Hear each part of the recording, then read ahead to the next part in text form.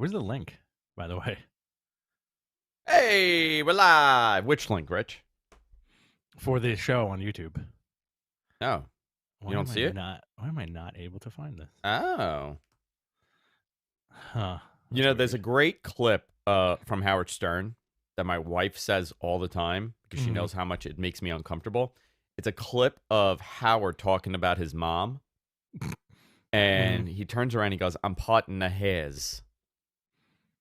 So she'll randomly send me that in a message, and it makes me so uncomfortable. Oh, that's why. It's the same name we used the other day. We got to change that. Oh, that didn't. What the hell? Oh. Yeah. That's why I was like, it did an update. We did this one already. Yeah, hold on. Sorry. It did not got something update. To say. We're the dummies now. No, that's so... No, I did change it. You know, there's a problem with the YouTube Studio thing where, like, even if I update the image, it doesn't update sometimes. I got to do it like 2-3 times. What the hell's the message to Jonathan with the fucking thing that I put in? My allergies are kicking my ass today. Oh, everybody, dude. You know, I still don't have a voice, and this is getting... I got to go to a doctor about this. Fucking put his fist down your throat. Here, let me see. You like this? Like it? All right, here we go. Perfect. Now it's better, right? You see it? Do you like this? Yeah, hang on. Let me re-up the mitzvah over here. There we go. Why do I feel like that's spelled wrong? No. Oh, well. Be like Rich and hydrate. I'm going to hydrate. I'm just going to dump all the water on me. Dude, you love water, man. Why do you like liquids so much? I'm very thirsty. You know what? Like, I'll give you the honest answer. You are a thirst trap.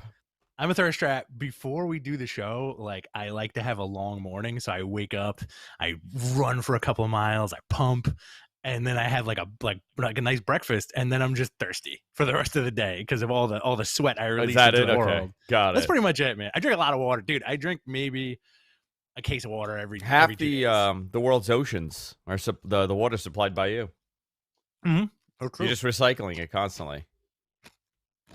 We are live. Let's check that out. Perfect.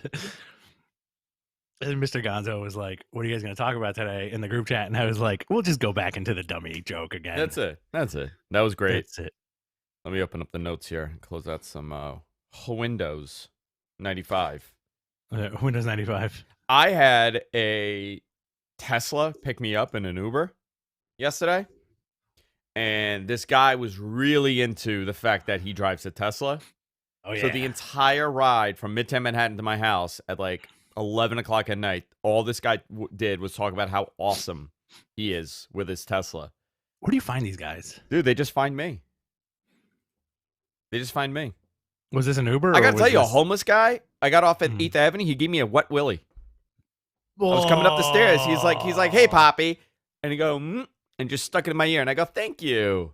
Oh, I would have gone straight to the hospital. No, man, I'm immune to everything now. I'm immune. I would have pushed him down the stairs and ran straight to the hospital. I liked it. I was into it. He was kind. Listen, we could all use it. All right. Let's let me just tweet one more here, and then we'll get started. I don't know what's happened to my voice. I may have finally hit puberty. Very, I feel like I'm on the cusp of losing my voice constantly now. Yeah, you know what? It was the 22 hours of live coverage that we did. And it's allergy season. I know you get bad allergies. You and my wife get terrible allergies, and that's usually my allergy barometer. That's how you know. You know what? I got to tell you, though. Last year, nothing. I got no allergies last year. You were in a closed house for You think that's what it was? That's definitely it, dude. Like Vicky and I talked about that the other day, where she was like, "Oh, last year was different." I was like, "Yeah, but we didn't go anywhere last year. Like windows were closed." That's it. I was outside in the yard like every day. I went out from like May on. I was out every day. Remember, I was partying. Yeah, you were partying really hard, just open mouth kisses. I'm surprised you didn't get sick. And homeless wet willies. There you go. Yeah. All right, guys, let's begin this. What do you guys think? All right, we'll begin in 3, 2, and 1. Hey, everybody, welcome to Matt Men, your source for all things professional wrestling. I'm Andrew Zarian. Second show of the week. This seems to be a trend now. Let's see how long we can keep it going with 2 shows.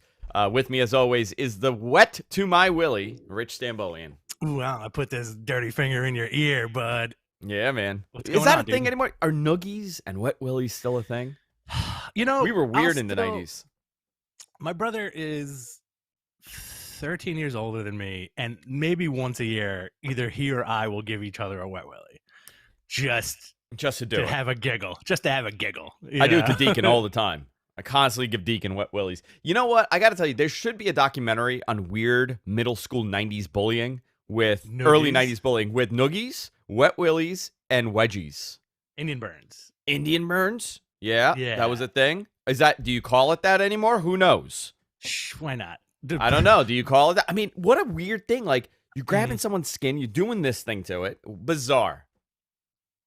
Also, did you have I grew up with a lot of Korean kids in my neighborhood, and there used to be the slap the wrist thing. The slap the wrist game, yeah. Like the 2 fingers. Yeah. That was always a bitch because somebody would always like do the big wind up and like knock you out for like the rest of the day. You're like, oh, my hand hurts. Very Korean. I grew up in a very Korean neighborhood. Kai Bai Bo. Did you play Kai Bai Bo? Oh, 100%. I think I still have those beads somewhere. No. That's not Kai Bai Bo. Kai Bai Bo was rock, scissors, paper. You're talking about this thing, right? Yeah. I'm pretty sure that's welcome to Flushing Men, where we talk about the culture in Flushing, Queens. I'm Andrew Zarian. Second show of the week, as I said. Of course, Rich is with me. A lot of wrestling still continuing. The WrestleMania breakdown. Things we haven't stopped with wrestling yet. I think is there wrestling every day now? Saturday would be the first day without any major wrestling. There's something going on Saturday. Isn't there like some kind of TNA, like Hard Justice or Long Justice pay-per-view or some shit? Long Hardcore Justice live on pay-per-view.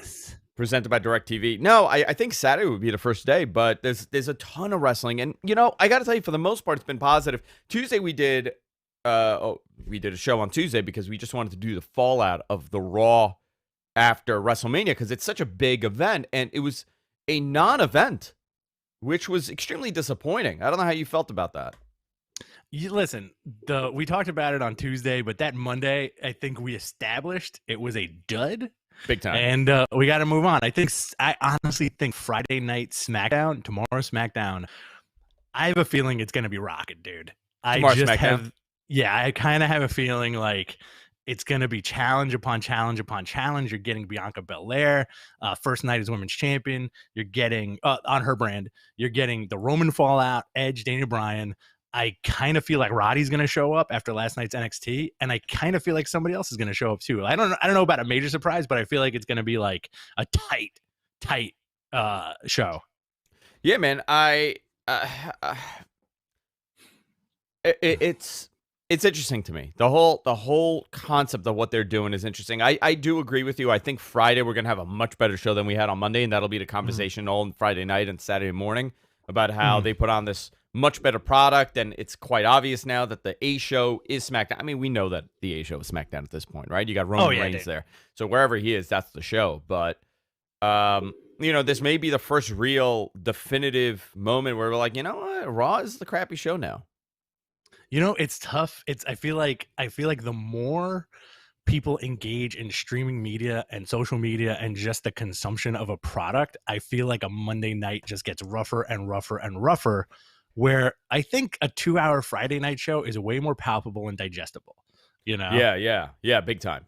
I hate to watch it on Friday. And by the way, we don't know what these SmackDown ratings are really going to look like when things are open more up. SmackDown in 2019 just went over to Fox, and they only had a couple months of this. So, and it was during the height of WrestleMania season. So these ratings that we're seeing for SmackDown, I don't know if it's going to improve when things open up more or it's going to decrease. Generally, Friday nights are not a phenomenal night to have your product on because people are not home. Kids are not home. People go out on Friday nights, So I'm curious to see how that changes. But I agree with you. SmackDown will probably be the better show here. But we did have 2 really good shows. We had NXT and we had AEW this week. Oh, yeah. Yeah. NXT was a little slower than I expected it to be. coming off of those 2 amazing nights. I mean, it was going to be slower. You can't keep up, what they did last week. But Unopposed Tuesday night, Rich, how do you think they did? I think they did pretty good. I saw the number, and I believe it was over 800,000, and I want to say it was their biggest show since Halloween Havoc. Am I right about that? Well, you're not counting last week's show. Right. I'm not counting last week's show because that was like kind of like the pay-per-view. Like the pay-per-view style, right? Yeah. And the Peacock transition and all that stuff. But I really, it was cool. It was cool to have NXT on a Tuesday. I watched like an hour and then I did other stuff and then I caught up like the next day. Like I felt more just by doing, because we have to do this show, I felt like it's more of an ease on my viewing nerves that we got Monday. Great. We can tune in and out of this Monday night stuff. Tuesday, awesome, great, more palpable. And then Wednesday, great, we can watch AEW. And then Thursday morning, we can do this. And I feel like it's just a little easier. I found myself paying more attention to NXT this week, to be honest with you. Interesting, because it was unopposed. It's so much easier. Yeah. And I got to tell you, Wednesday nights, I tend to lean to my live watching, I tend to lead to AEW, and then I watch NXT in the morning, generally.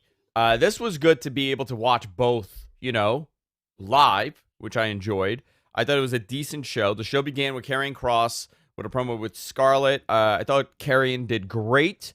What do you think of Scarlett's really aggressive facial reactions? Do you think she needs to pull that back a little bit? I like it because it makes her bonkers. It's bonkers. It reminds me of two things. Like, all right, Karrion Kross and Scarlett have strong Lita and Edge vibes for me. Really? Yeah, I feel like they have that it factor as a couple on TV with the heavy and the heel. Like Lita was such a great heel manager or heel valet or whatever you want to call her. And I think Scarlett brings the same to the table. They're married. They have such chemistry together.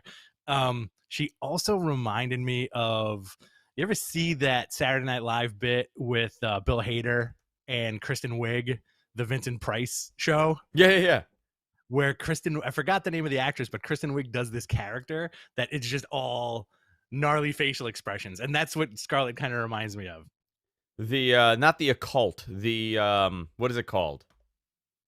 What do you mean? Like the witchery, not the occult. It's the, God. She's like arcane. I don't know. I can't remember.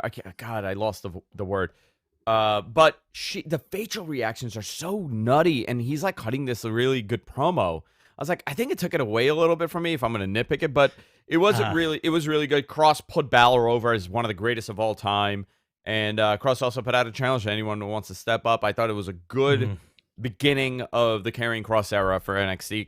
Hope he does not get injured this time, and they're able to go through with this. Yeah, absolutely. Did you enjoy the rest of the show? Yeah, it was fine. It was good. We had a tag team match between MSK defeating Drake Maverick and Killian Dane to retain the titles. Lee pins Maverick to retain the title. Let's see. MSK was booed here, even though they're supposed to be baby faces, which I thought was weird. Yeah. Why did they do that?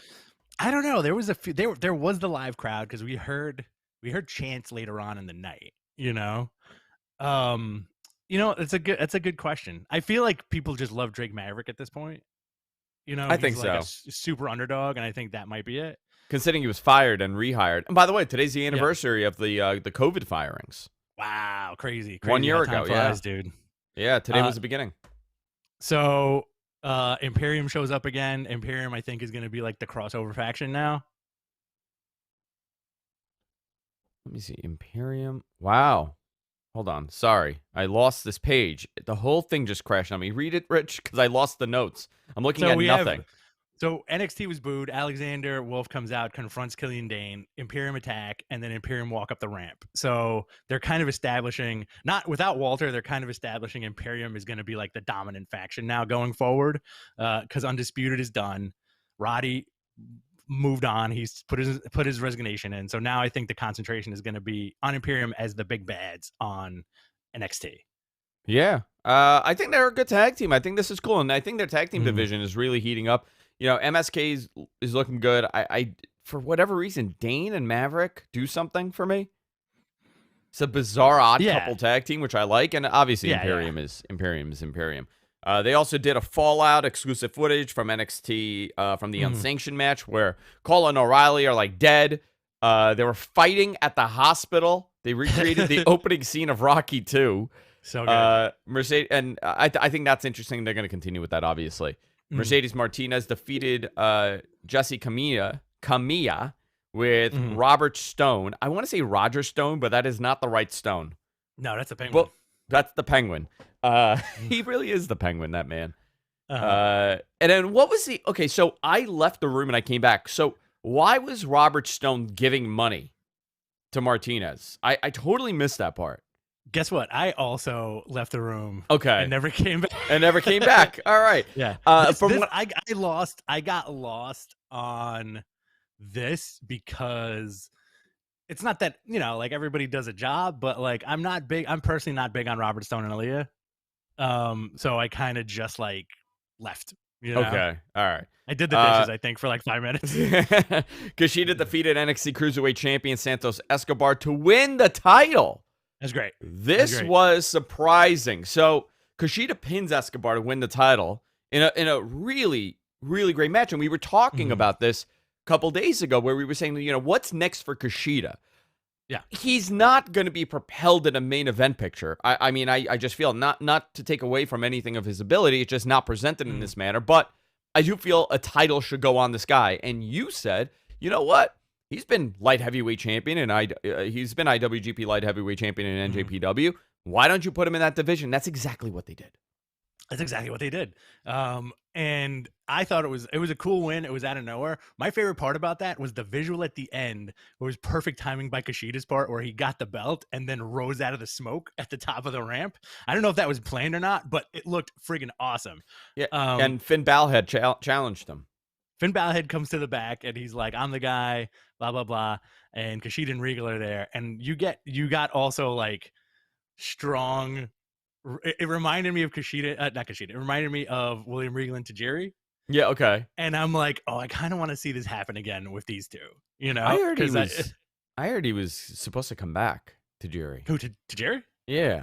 Really? I love Tajiri. I mean, like multiple times I heard this, which is weird. You know what was weird about this whole thing, though? So Jordan Devlin essentially challenges Kushida for the title, right? Yeah. But the way he does it is like, hey, listen, I got to go back home because of this whole COVID thing. So I got to go home. I don't know when I'm going to be back, but when I come back, I'm going to challenge you for this title. So is that how you read it? Because that's how I read it. How did you read it? I read it that he was like, I was gone for a while and now I'm here and I'm going to take what's mine. Oh, no. I heard like he's going to go back and then like he'll come back at one point. I don't know. Maybe this summer when things are open. And then he went on this rant about Cuomo. He's like, de Blasio and Cuomo, they're keeping the city. He became like a New Yorker. I don't know what happened. You didn't have that experience with it? It was very strange. I had the edibles might have kicked at that point for me. I had the opposite experience with that promo. Oh, man. He just, all of a sudden, the accent just changed, and he became like a guy from, like, Howard Beach. Giuliani from, like, the 90s. He became a New Yorker from the 90s. You think if this was, like, the Attitude Era, they would call Jordan Devlin All-Head Jordan Devlin? The All-Head Jordan. He would come out with a balloon that's his face and, like, just an inflated head balloon. That's what he would come out with, holding it. Or else no. Or else no. Tommaso Ciampa and Timothy Thatcher promo. They're targeting MSK for the tag titles, which I really like. I feel like they're going to split this team up. This is the end of this program between the two. Timothy Thatcher, he disappeared for a little bit. I'm into this. I'm into MSK and Ciampa and Thatcher. I think they pair really well. Yeah. Oh yeah, absolutely. They like. I feel like it's weird to say that Tommaso Ciampa and Thatcher are throwbacks because they're like quote unquote men, Yeah. Like I'll equate it to like a Dax from last night, like this is how a man wrestles kind of thing. If you do get that vibe. With Thatcher, yeah. I've always I've seen Thatcher wrestle endless amounts of times on the indies. Yeah. I get why he's appealing. I just didn't see it at all until he went to WWE, to be honest. I think they put that polish on him, and it really Uh, Yeah, dude. that polish really helped them. You know, The he polish goes benefited. either way. Yeah, yeah, straight up. Yeah. There's a protest happening in our chat room by Bob Rowe. Hashtag free Suncast. Because he's in my basement right now. He's demanding help. Nobody help him. He's gonna live there forever. Do you at least give him like a little coffee cup so he can rattle the gates He with? just rattles the gates. Yeah. I Mate. just feed him hot dogs all day. Like 12 hot dogs a day. So All he gross. eats. All he So eats. gross. When was the last time you had a hot dog? You know what's so funny? Just made hot dogs the other day for the kids. Oh, okay. And You I ate was them like, all? no. I came home. I came home late. I was like, and I was starving. And they were just sitting on the counter. And I was like, these hot dogs don't look good. And I looked at it and I put it in the bun. I heated it up and I went to go take a bite. And I'm like, ugh. And I just put it down. Slimy. It was like dried, you know, and like shriveled up, pruning. Yeah, no thanks. No thanks, man. I only eat if I go to a Met game, I'll have like a Nathan's and maybe at like a barbecue. It's very much like a summertime thing for me. Like it's we need to go to a Mets game like now. Yeah, dude. Let's get out of here. They have a game today. I was supposed to go today actually, and I ended up having to go to work today. So I was going to go with Bob, but I'm dying to see some baseball. What else do we have? Raquel Gonzalez promo. Dakota Kai introduced the audience to the new NXT women's champion. She was on the verge of crying. You could tell that she was very happy for Raquel. Yeah. Oh, yeah. Gonzalez put over Io as a great champion, which, you know what? I really like that NXT does this a lot. They will, even though, I mean, the heels, baby faces, doesn't matter. They will put over that competitor. Always. So I don't know if this means Io's going to go up. I don't know where she's headed, but I'm interested to see this. So Frankie Monet debuted, and she's like, hey, it's Tuesday, and I'm here to see you. And Raquel threatened to shove her dog somewhere. She was on the verge of like saying something really bad. I think so. I think she should have just went for it. Yeah, she should have just gone for it. And then Frankie leaves. So I'm interested to see how this plays out. Rhea Ripley and Bianca Belair also came out to celebrate Raquel. Obviously, this is Triple H's gloating right here, where these are his projects. They've built these three women into a star position, and here we go. You know, when you could really tell when WWE wants to put you over, they put you over really big. Oh, yeah. And this says something about Toni Storm. What the hell did she do? You know, that's a really good question. I feel like she was just a byproduct of being overseas during COVID, much like Jordan Devlin. I don't know, man. You know, they honestly, when they signed Toni Storm, I would have told you that she would have been the bigger star out of her and Rhea. 130%. I think Rhea obviously has the size and the look and the whole thing, but Toni came off as such a likable babyface. Yeah. And you know, there's a time frame on that. You can't be that cutesy gimmick forever. I mean, look at Bayley, right? Bayley, that was our big thing. Like, how do you, when Bayley is no longer able to do a believable childish gimmick, because obviously everybody gets older and it ends up being really silly then. How do you transition that into something else? And I think they did a brilliant job with it. I was still sold on the bad girl Bayley gimmick that, you know, where she's like, no, mom, I'm going to play video games, you know, like one of those. But I like this gimmick a lot. Toni Storm kind of has that same kind of appealing to children, appealing to a younger, it's a cutesy gimmick, you know? Yeah. And that was a big concern about how are they going to transition over. They turned her into a heel and she came over. I don't know what the hell's going on. I don't know why she's losing on openers of takeovers. Really bizarre to me. I mean, that's something that I have not gotten an answer, but I mean, I wrote this as a joke to someone this morning. I was like, who the hell did she piss off? If you want to go deep conspiracy route, it's because she's dating Juice Robinson. Oh, that's funny. And they hate Juice. I don't know. You know what's amazing? He's one guy that had a much better career post WWE. Oh, dude. Yeah, he's like a hero in New Japan. Yeah, he totally different. I mean, good for him. What else do we have on this show? Pete Dunne in a promo says he's looking for a championship. Does this mean U.S. title? Does this mean NXT championship? We'll see. Roderick Strong gives... Roderick Strong gives notice. Regal is in his office, met with Roddy and Marina. Strong handed Regal an envelope. Strong told Regal that he was done with NXT. Where is he going? SmackDown. I'm telling you, he's going to debut on SmackDown with Marina Shafir, and they're going to have some kind of feud. Who is... Yeah, a cuckolding angle? Is that what's next for them also? I would say Apollo is a good choice for Roddy. All right, that's pretty cool. I would love to see that, actually. Yeah. That'd be... I think you could have good matches, man. Like Roddy... I feel like Roddy is... I say this all the time. Roddy could be like a super version of like Dean Malenko if they let him go nuts on the main roster. Yeah. Listen, the comparison is really, really prominent. I don't know how he'll do on the main roster. I hope they push him well because he's one of the best ones out there. Yeah. Let's see.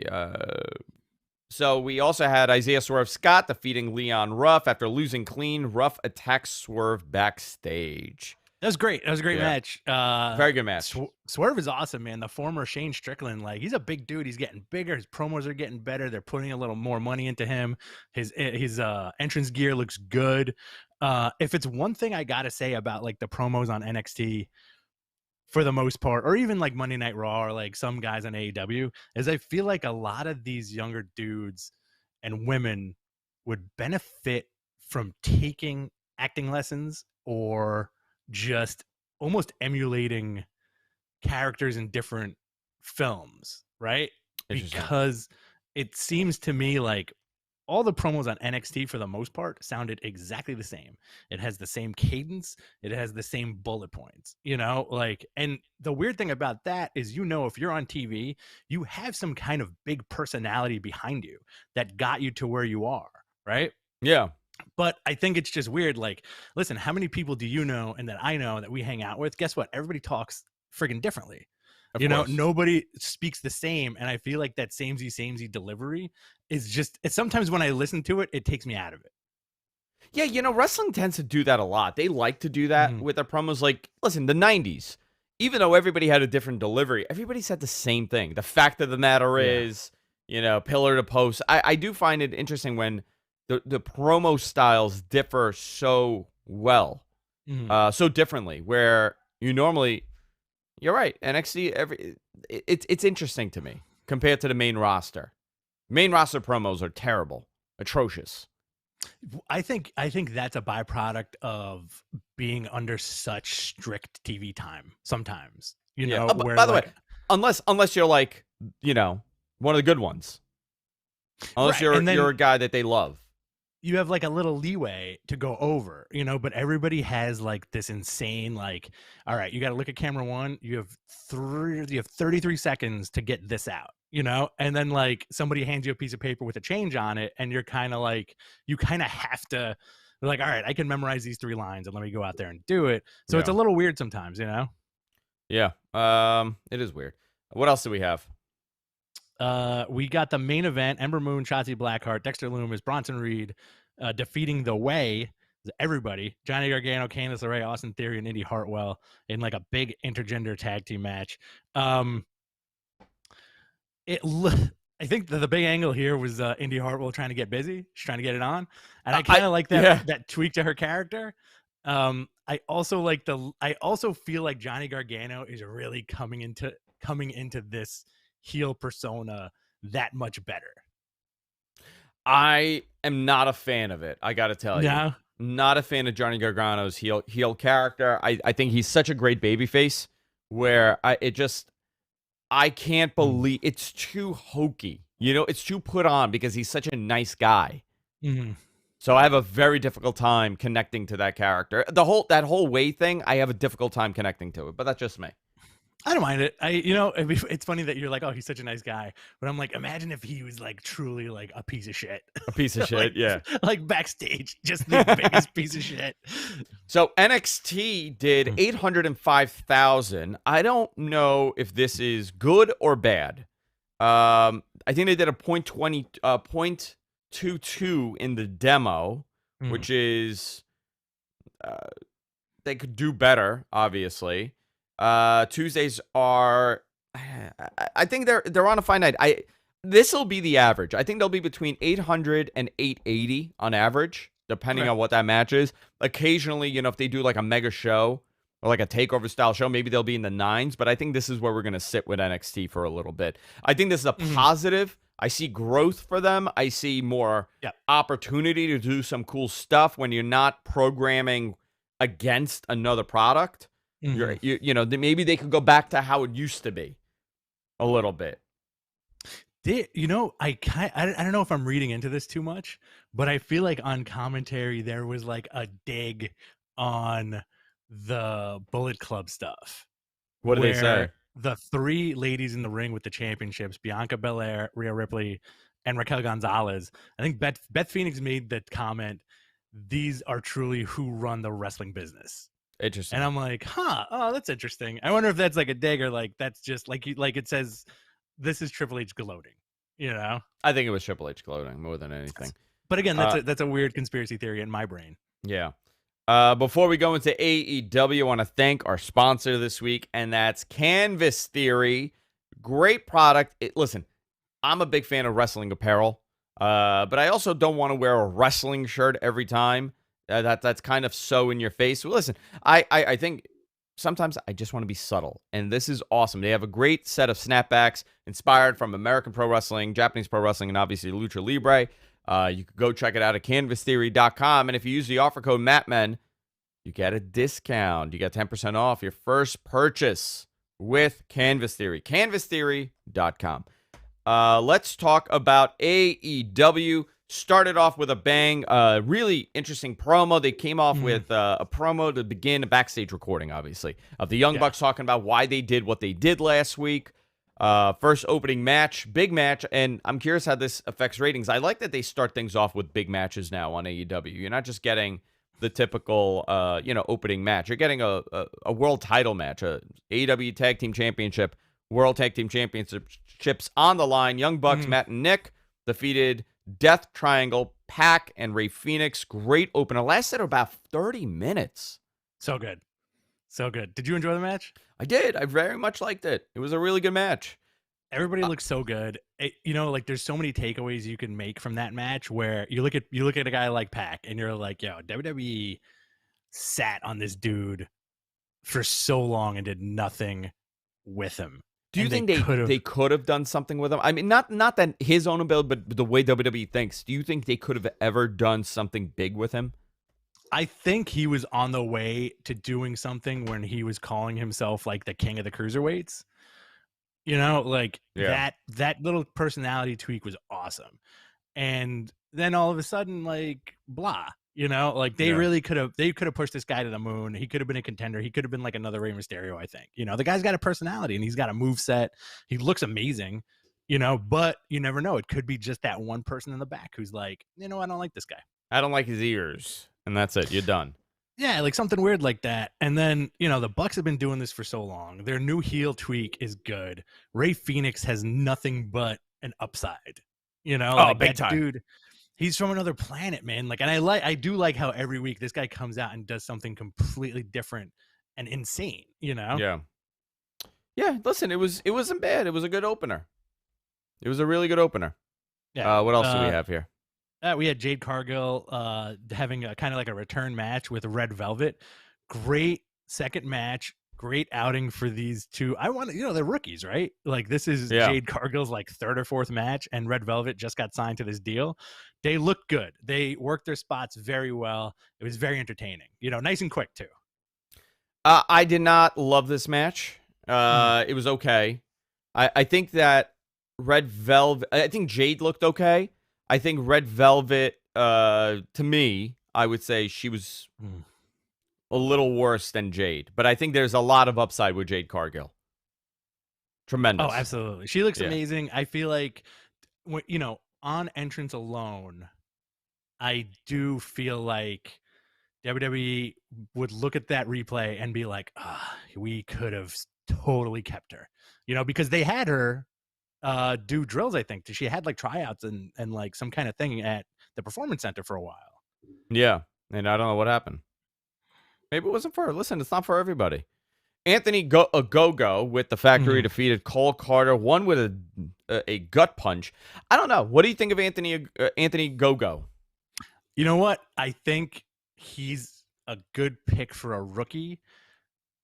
I like his promo style because he's got that like dirty British delivery because he's like a British guy, right? Yeah.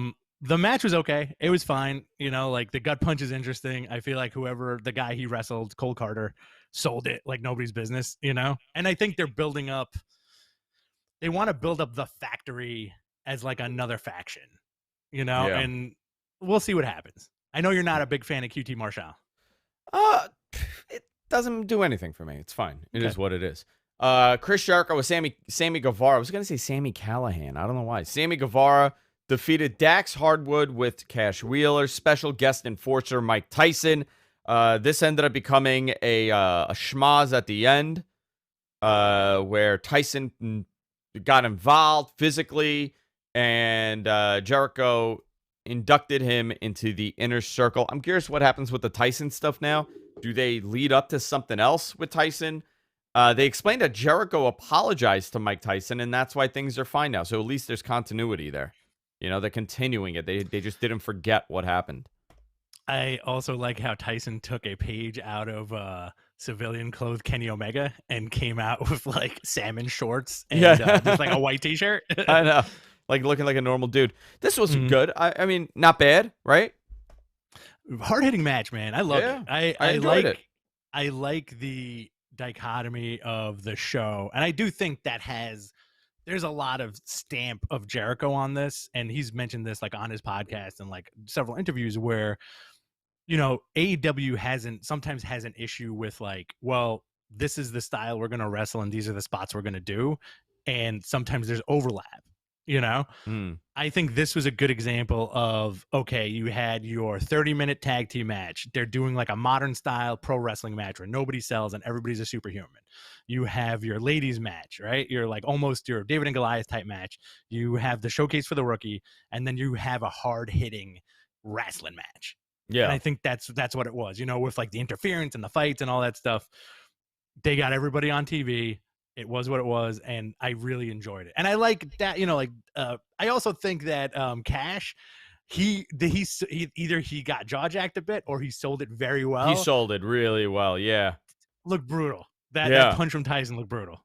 Yeah, because listen, obviously, Tyson knows not to hit you, but if he slips, because he's going in, you know, if he slips, you're getting hurt. Chris Stratlander. One more thing about Tyson. Yeah. Also, like, he's not throwing a worked punch. You know, like he's still 54 years old. This dude is still super, super fast. And it's almost like they're probably telling him like, if you punch me, you punch me. That's it, you know? Yeah. Very good. Chris Stratlander's back in action. Defeated Amber Nova. She looked great. She looked really in shape. The boop thing is a little much. I know it's part of her thing. You're not a fan of it. I know. I'm okay with it. I just think like it's one of those character tweaks that needs to go, you know? Yeah. If it's backstage, fine, but like it's too many. Like in the ring, for me, for my money, not great. You didn't care for it. You don't care for it. Yeah. She looked good. She was out for a long time too with the injury. It was a significant injury, so good to see her back. Main event, TNT Championship, Darby Allin defeated Matt Hardy in a Falls Count Anywhere match. Matt worked super freaking hard here. He worked his ass off. I mean, this match was designed for Matt Hardy to kind of brawl and do whatever he's doing. Want to get your thoughts on this? Dude, love the match. Darby Allin is such an interesting character. He's very enigmatic and like, you know, there's a mystery about him, which is good. At one point during the match, I was like, holy shit, Matt Hardy's like 25 again. Like, look at him go, you know, like it looked like a switch got flipped and he was like, oh, this is how I made my bread and butter. And then I think at that point he really started like potatoing Darby Allin. At least that's what it looked like, you know? Guys, before we continue, submit your questions in the chat. We're going to do our best to answer them in our Q&A segment. You know, there is some criticism here. Maybe the ending was a little too convoluted. There was a lot of involvement. Sting got involved, Private Party, and a whole bunch of other people. Sting didn't look like he knew what to do, to be honest with you. He was like, okay, what am I doing? Where am I going? A little confused. Just looking to the left and right. All right, and that's how it went off. I mean, exciting, hard-hitting. Darby Allin's still the TNT champion. People are very into Darby Allin. I had a chance to talk to one of my friends. He's not a wrestling fan, but his son is a wrestling fan now, and he's young. He's like 14 years old. Freaking loves Darby Allin. How did you feel about them? Do you like Darby Allin? I'm okay with him. You're okay with him. I feel like sometimes he's not your cup of tea. Sometimes he's not. I have a very difficult time when there's a size discrepancy here. You know what I mean? Okay, I thought And it was he's because you hate dirty punk skater kids. Oh, I hate dirty punk skater kids. No, here's my issue. Like, I could get behind Daniel Bryan, right? Fighting Brock Lesnar and possibly winning. Like, that's the smallest I could get behind. Okay. Okay. I have a very difficult time getting behind Darby Allin being able to defeat a guy like Brian Cage. Well, what about like Adam Cole, man? They're probably the same height. No. Darby's smaller, no? You think so? I think so. I feel like they're about the same height, dude. I don't know. We'll see when Adam Cole goes to the main roster and he has to fight guys like, Braun Strowman. I got a question for you about the end of AEW. Yeah. Did you feel like they were going to open the limo and somebody was going to pop out? I did think that. Right. Like, that promo was excellent, by the way, at the end. And I love how the Young Bucks dressed like two jerk-off Shawn Michaelses. With, like, the backwards, like, leather, like, Kango hat and, like, Kenny talking smack and Don Callis super kicking the cameraman. So great ending. Can I ask you this? So yeah. I'm going to ask you this now. Last week I was critical of the ending of I was going to say Nitro. Jesus, I was very critical of the ending of Nitro last week. I had because I said Nitro because I compared this to like a 1999 wrestling ending in Nitro where you have two people having a match, beating the crap out of each other, and at the end, they just forget about the fact that they just beat the shit out of each other for 20 minutes, and now they hug. I hate when they do that immediately. Like, I'm fine with, doing the tease. Maybe they don't touch, and then you're like, oh, yeah, they never touched each other in the match. I have an issue with that. Darby's built at 5'8". Cole's built at 6 foot. There's no way Cole is 6 feet tall. I'm just putting it out there. I don't like when they do it that close. And the whole match, for weeks, they were leading up to Darby. Like, they were not alluding that the Young Bucks are conflicted in any way. They hate Don Callis, and they teamed up. They hate Gallows and Anderson because Gallows and Anderson have been dicks to them. Kenny has kind of separated himself from them. So all of a sudden, what the hell happens? You form the team? You know what? I'm cool with it. It's very convoluted. Do you think they're gonna start calling themselves like the Bullet Club? The Bullet, like Bullet Club and the Elite? I think they're still probably gonna turn on them, Oh yeah. Something is gonna happen. I thought we would see it this week where maybe Gallows and Anderson almost cost them the match and you could kind of continue that weird thing between them, but I don't know. I'm very curious what other people felt about this because I haven't seen that much criticism of it. So maybe this is just my own opinion, and that's fine. It'll stay in my head. I really haven't gotten a good sense of what people thought. It seems like everybody's kind of jumped over that whole hurdle, and now we're into, they're back together. This is pretty cool. I think so, too. I believe it was Matt Jackson in an interview this past week was questioned about the number of factions in AEW. And we talked about this last week too, and I think having them as a group solidifies that faction, right? And there's a million factions on AEW television. I believe what Matt said was, listen, New Japan's been doing this for 40 years and it works. It's a way to get everybody on camera. North American fans aren't used to it, but the factions are pretty much here to stay. Yeah, there has to be a balance. I get it. There has to be a balance. I'm fine with the factions. What I don't like is that it's very crowded. Like, they're always out. You know what I mean? So, like, they are able to use the possibility of run-ins and interferences way more, and I don't necessarily feel like that's a good thing to use that so often. Like the schmaz at the end with the whole, pull apart in the brawl between two factions. They tend to go to that a lot. That's my criticism of factions. All right, I could see that, especially like last night's AEW show was loaded with your factions, right? Like everybody made an appearance at some point. Now, Hangman and the Dark Order. We skipped over the Taz trying to recruit Christian Cage thing, which I thought Oh was yeah, more yeah, yeah. funny. Which I thought was more funny than serious, you know. Um, and Christian Cage got laid out by Will Hobbs, so that's going to be a cool match that we're going to see. But I believe the show went to commercial with Hobbs standing over Christian Cage with Hook in the background and Taz in the background, you know, so Mm, like there's your schmaz faction. yeah. Matt Hardy's what's Matt Hardy's guys called, the HFO or something like that, the Hardy I don't. Foundation or Hardy some found shit. it. I guess. So you have like Butcher and Blade came out. I loved how Butcher wailed that trash can at Darby, by the way. It looked like he was waiting to do that like all day. I was like, damn, this looks like fun. All right.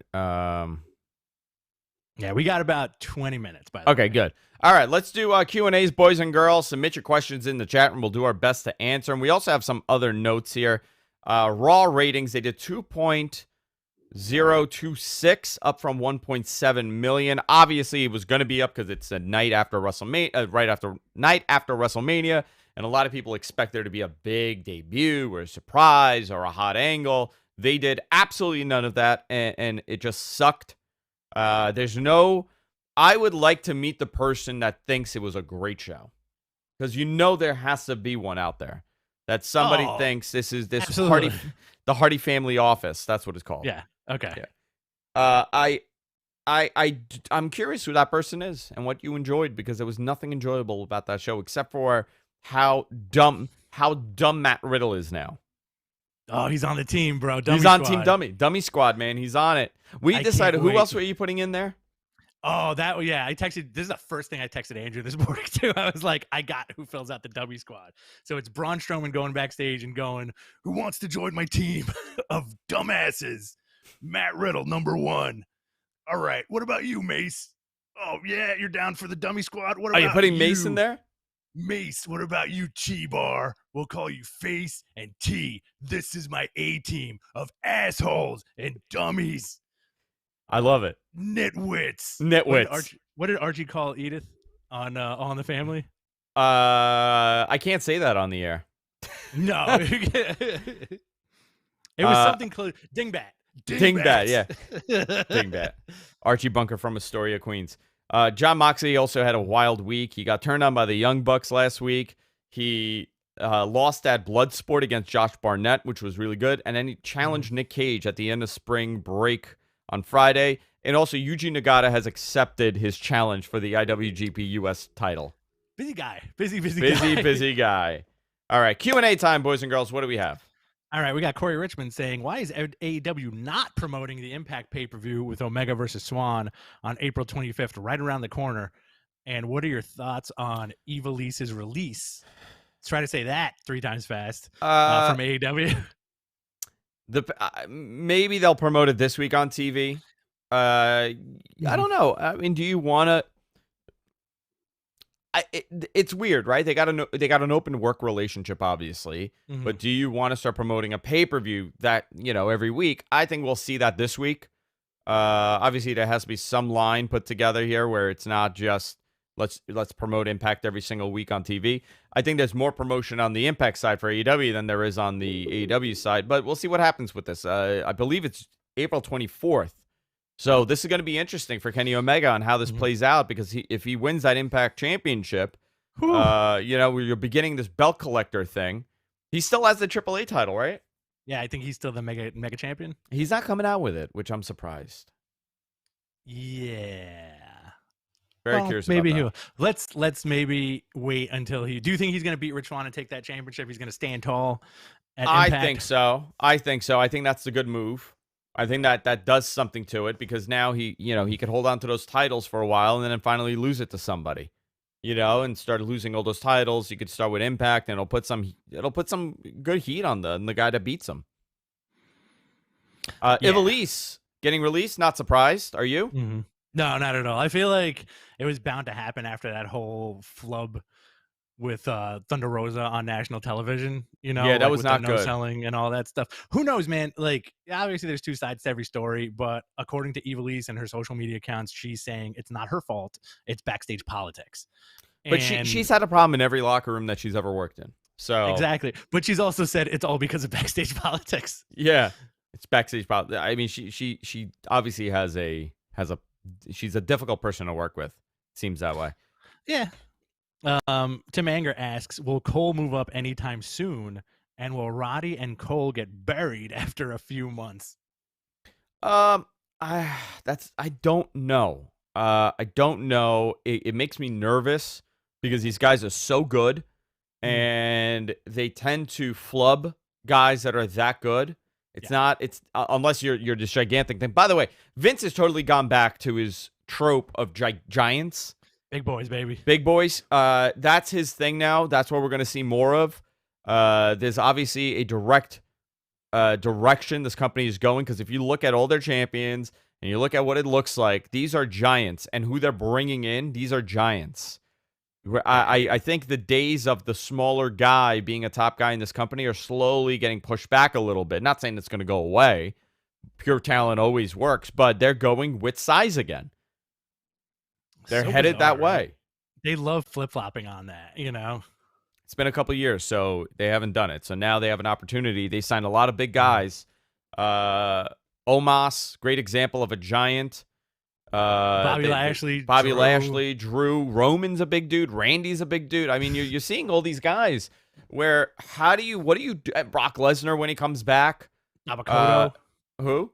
Dabakoto. Yeah, Dabakoto. He's a big dude too. So Punishment Martinez. another big guy. Yeah, big dude. So man. they're going with size again, and that's fine. But how will this play out for a guy like Roddy or Cole? It's a little I don't know. It concerns me a little bit when you see that as a direction. But these guys are pure talents. No matter what they do, they'll be great at it. I got a question for you. Yes. Do you think the transition going back to big dudes is because they see the writing on the wall with live shows and they're like, well, if we're gonna do live shows again, we need the spectacle of giant men? So in the past, when I've asked about this, I was told that like their focus is always big guys, always. But they've said that, the big issue that they face with getting guys over, like a big guy, is that everybody works like a smaller guy now. Even your big guys are doing stuff that you would never see. So there's no separation. Like a Kevin Owens. Kevin Owens is not a small guy. He's heavier. Yeah. He's at least 6 feet tall. But this guy's wrestling like a cruiserweight. Yeah. With swantons and cannonballs and planchas and dives. I mean, this guy wrestles like he's 180 pounds. So when you have that happen and big guys are doing it, it kind of takes away from the smaller guys and what makes them special, because they're smaller, so they're more agile. But Seth Rollins, he is not a small guy whatsoever, and this guy He's the perfect wrestles. example. Perfect example. He's 200 and something pounds. He's over 6 feet tall. Big. He's tall. How tall is Seth Rollins? Let's see. I want to say like 6'2", 6'3". He's wide up top. He's got like that Dorito body, like big shoulders, like thin legs. He is 6'1". He's billed at 6'1", so I don't know how accurate that is. By the way, Roman Reigns is 6'3". John Moxley is 6'2". So you have guys that are all 6 feet tall. So, he's 217, 6'1", according to, I guess, IMDb. So fluctuates up and down, obviously. But, normally he would have been, what's funny is that he would have been a cruiserweight 20 years ago. He would have been too small 20 years ago. So we've kind of changed the bar, but I think that what they're trying to do now is separate these bigger guys from the smaller guys in actual, large size, rather than it being like a little taller. Gang Cross, another big dude. How tall is he? 6'3", 6'4"? 6'4", maybe. I think he's 6'4". Fascinating. Let's see. Let's 6'4", yeah, 6'4". And don't forget Braun, captain of the dummy squad. Braun Strowman, captain of the dummies. 9 feet tall. 9 feet tall. Yeah. Any other questions? Yes. We can take a few more here. Okay. What are your thoughts on NXT's new logo? Do you think Rich? This is a stacked one. We'll do this bit by bit. This is from Rated C. What are your thoughts on NXT's new logo? With the wings? Mm-hmm. I mean, I don't know what the hell it is. What is that? The skull and the wings? I'm fine with it. I'm fine with it too, but why? What is it? What does it mean? I need a change. Moving to Tuesdays, you got to put a little polish on that old car, Okay. you know? All right. Any chance of seeing Rich Swann popping up in AEW? Rich Swann? I would like that. Why not? I like that too. Yeah. He's a champion, right? Him and Kenny have a match. He could, like that Wednesday before that pay-per-view, that's the prime time for Rich Swann to show up, right? Yeah, big time. How is Raw a 3-hour show with a stacked roster, but mostly only use some of them for main event and nobody's booked well? Because it's Raw. Yeah, good answer. Because it's Raw. I think it's so abysmal, their booking. So it's really abysmal. It bothers me because it's unbelievable talent on that card, and it's all over the freaking place. Do you think that's because Abyss is backstage handling the booking? Abyss, the character, yeah. It's Abyss, the man. He's like, I'm going to make this abysmal. Abysmal. Everything is abysmal. See. Chris Farrell, do you think Hangman versus Kenny is the next move for the AEW title, or will they hold off pulling the trigger a bit longer? I would hold off, no? Yeah, totally hold off, dude. Totally hold off. Like, Kenny's doing his own thing. Nobody ever challenges again for the title. John Moxley's the first one that had a secondary title shot. Yeah. Yeah. He had interesting to me. Kenny's being very protected right now, right? He should be. Yeah. Because they flubbed him for a while. It's a good thing, I think, and like, again, with that promo at the end of the night where they were like, well, we're the characters you wanted, so if you don't like it, that's on you. Yeah. Ronnie H asks, what do you think the numbers will be for NXT this week and AEW staying the course on a Wednesday? Well, we got the NXT number. It's 805 for NXT. That the AEW thing is very interesting. I saw some people like, oh, it's going to get over 1 million guaranteed. I'm like, guys, let's be realistic. Yeah, let's be real. I don't think they're going to be at 1 million. You know what? It would be great if they're at 1 million every week for them. That'd be phenomenal. I think we're looking at more like the 800s to the 900s. If AEW is doing low 8s, they'll do high 8s. This week, you know what? We're a couple hours away from it being released. So probably by the time you hear this, the numbers are going to be out. I'm going to guess 920. Okay. Right? I mean, it would be freaking great if they hit over 1 million. Somebody made a joke in the chat like, what, AEW is going to do 1.3 million? I'm like, no, AEW's, I mean, that if they do that's I would be shocked. Be really shocked. I'm going to say 986. Like this close. 986? All right. Yeah, that's my number. They're over 1 million with DVR, like plus, for the week. If you add all their digital streaming, services, and you add all everything else, DVR, they're around 1.2, 1.3 million weekly. That's not bad at all. I'll take that. All right, we got a couple more here, and then we're gonna get out of here. I know you gotta get out and go to work. Bob asks, outside of Treehouse Vince, who has the best pecs in the Matman family? It's Deacon. Has to be Deacon. Okay. All right. You want Mr. Gonzo? I'm thinking Mr. Gonzo. He's all pec. That's all he works out. Yeah. He uses the electrodes on his chest and just like juices himself up for 7 hours a day. Yeah. Let's see. Last one. I'm going to see if I can get this name right. Actually, Boone Chaya Vidishlip. I hope I got that right. It's Ukrainian. When do you think Keith Lee will come back? Couple of weeks. Imagine they give him some bozo gimmick and he ends up in the dummy squad. Oh no. I don't think if Braun was trying to recruit Keith Lee, he would turn around and be like, "Sir, I'm not a dummy." Oh God. And then Braun would be like, "All right, fair enough. Where's Mojo Rowley?" Rowley. You know what? I got a gimmick for Keith Lee. Keith Lee is a very intelligent guy in real life, the real human being, right? And the character too. He has intelligence. What if it's almost like a Twilight Zone type scenario where he's the smartest man in the company, but everybody thinks he's an idiot? Like they think he's so stupid, like almost like the pig faces, So he'll have all these facts, and people are looking at him like, oh my god, he's so stupid. He knows nothing. He's just and making it's like all this shit up. yeah, no, like he's like, well, he'll state like some crazy fact, and they'll be like, oh my god, he's so dumb, this guy. You believe him? That's the gimmick they're gonna give him. I like it. Ryback, I'm calling you out. I need you on my team. I got to make some phone calls. And he just picks up a banana. Oh, Ryback's in the dummy squad. No, they both, you know what it is? Both holding up the phone with the cord. It's not connected anywhere. Well, and then he goes, hang on, I got to take another call. And it's just a shoe. Love it. All right, guys, that's it for this week. Let's wrap it up. For all things Rich, BTC 2.0 is back, drops every Saturday. Matt Men Podcast, we've been doing this 2 days a week. Let's see if we'll do this again this week. Maybe 2 days a week. We'll figure something out. The show will be posted everywhere podcasts are available. I'm very tired today. I'm headed into work now. I got about 10 minutes. I got to make it to the train. So, you know what? That's it for this week. See you later. Peace.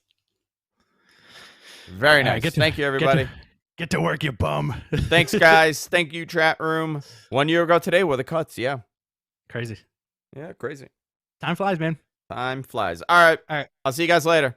Take care. Talk to you later, bro. Love you. Bye. Sorry, I got to get out of here. All right. Thank you, Rich.